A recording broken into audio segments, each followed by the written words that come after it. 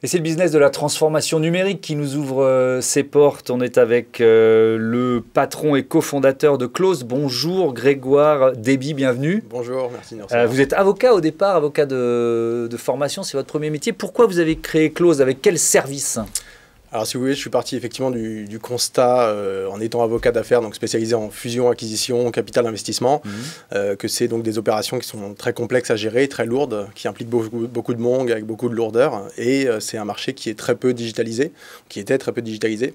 Et donc ça crée beaucoup d'inefficacité, beaucoup de contraintes. Et donc on a souhaité vraiment tout simplement simplifier tout ça en créant une plateforme collaborative de gestion de projet pour les professionnels du droit. Et on va pouvoir comprendre dans un instant avec votre invité, celui que vous avez choisi pour incarner votre écosystème, François-Régis Fabre-Falleret. Bonjour, vous êtes avocat vous-même, spécialisé en droit immobilier, associé du cabinet LPA CGR. Vous nous direz dans un instant en quoi le service inventé par Grégoire Déby vous intéresse. Est-ce que, comme toutes les entreprises qui sont dans l'univers du digital, du numérique aujourd'hui, vous avez bénéficié de l'année écoulée, de l'année 2020 ? Oui, évidemment, en fait.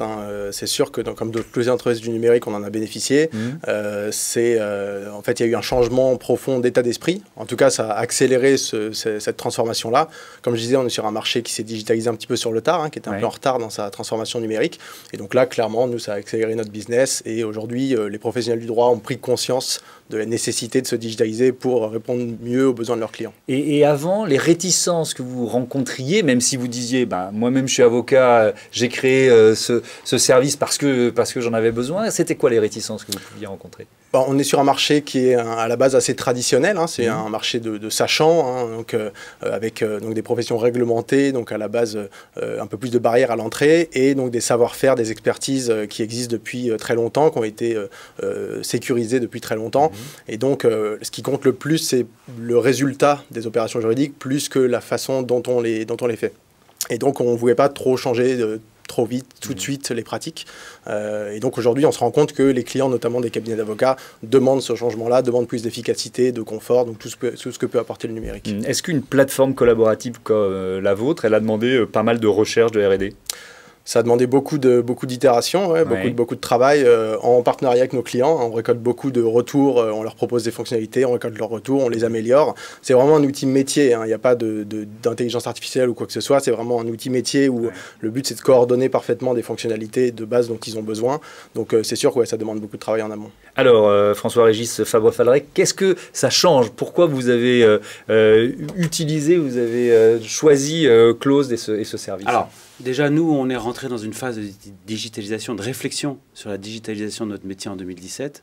Et quand on a regardé au moment de la création. Exactement. De Close. En fait, c'est tout à fait concordant avec leur création.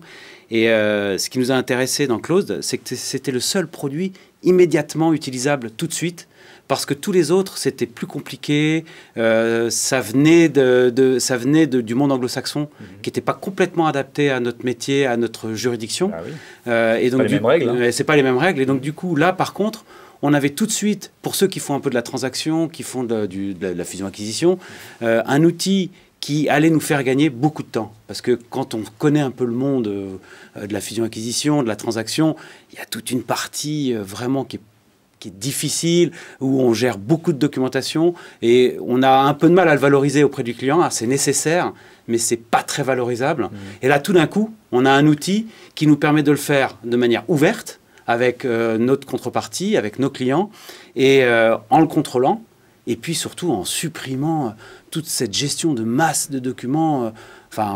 Pour ceux qui l'ont déjà vécu, c'est un travail de l'ombre qui est très compliqué et qui est qui est très chronophage. Oui, c'est beaucoup moins de papier aussi, j'imagine. C'est plus de papier. C'est plus ça change la vie, ça. Ah bah oui. Mais alors c'est pour ça que c'était dur, parce que moi je me souviens très bien quand j'ai rencontré Close, je sais pas, j'avais cet esprit très digital sans doute, et du coup j'ai tout de suite compris l'intérêt du sujet. Mais quand nous on a essayé de le mettre en test chez nos confrères, on a eu beaucoup de réticences. Parce que c'était nouveau, parce que les avocats, ils veulent contrôler. Et donc, du coup, là, on les faisait changer, on les faisait sortir de leur zone de confort. Et c'était très compliqué. Et puis, on ne va pas le dire trop fort, mais merci Covid, parce que ça les a obligés à se jeter dans la digitalisation de manière forcée. Et aujourd'hui, c'est un succès, hein, Close. Hein. Oui. C'est un succès. À quel point c'est un succès? C'est-à-dire, vous êtes sur une croissance de à quoi? À 2 chiffres, à beaucoup... Oui, 3 chiffres. 3 chiffres. Alors, et on a commencé en 2020 notre internationalisation. Donc aujourd'hui, on a des clients en France, donc cabinet d'avocats, direction juridique d'entreprise, fonds d'investissement, banque d'affaires. Et donc depuis 2020, on a des clients en Belgique, au Luxembourg, en Espagne. Grâce à une levée de fonds, notamment. Grâce notamment à une levée de fonds qu'on a réalisée début 2020, effectivement, qui nous a permis vraiment de permettre de réaliser nos ambitions. Et donc l'objectif, c'est vraiment de devenir un standard de marché, un outil de référence, au moins au niveau européen, sur la gestion de ces deals. Parce que quand on est sur un marché, on peut dire que c'est un marché de niche. Complètement. Ouais. Il faut forcément s'ouvrir à l'international pour continuer de progresser? Ou alors, est-ce que vous aviez quand même une belle marge de progression déjà en France? Il y a un très beau marché en France, ça c'est clair. Mais l'avantage de Close, en fait, c'est que c'est un outil qui gère du process. On n'apporte pas de l'information juridique ou des choses qui sont très franco-françaises, c'est du process. Et donc la façon dont une opération d'acquisition d'entreprise, par exemple, est réalisée en France ou au Royaume-Uni, il y a effectivement des différences, mais globalement, ça se passe à peu près de la même façon. Donc on a la possibilité de s'internationaliser assez rapidement, sans trop toucher au produit. Est-ce qu'il y a dans votre écosystème un frein, un boulet, quelque chose dont vous voudriez vous débarrasser là, si vous aviez une baguette magique? Jusqu'ici, effectivement, c'était les mentalités, hein, comme je disais, un marché assez traditionnel qui s'est digitalisé sur le tard. Mais donc, grâce au Covid, ce verrou un peu a sauté. Et aujourd'hui, tout le monde a pris conscience de ça. Et c'est un challenge qui est hyper intéressant aussi pour nous de digitaliser un marché avec des utilisateurs qui ne sont pas très forcément habitués au logiciel, à l'Internet, etc. Ils ne comprennent pas tout quand vous arrivez la première fois et que vous leur expliquez ce que vous allez faire? Ils comprennent parfaitement le concept et les bénéfices. Qui veulent l'utiliser. En revanche, après, il faut accompagner, il faut former, voilà. C'est normal. Merci à tous les deux d'avoir participé à Écosystème. Voilà, on a découvert grâce à vous Close. Bon vent à vous, belle croissance pour votre entreprise. Un autre univers à découvrir tout de suite.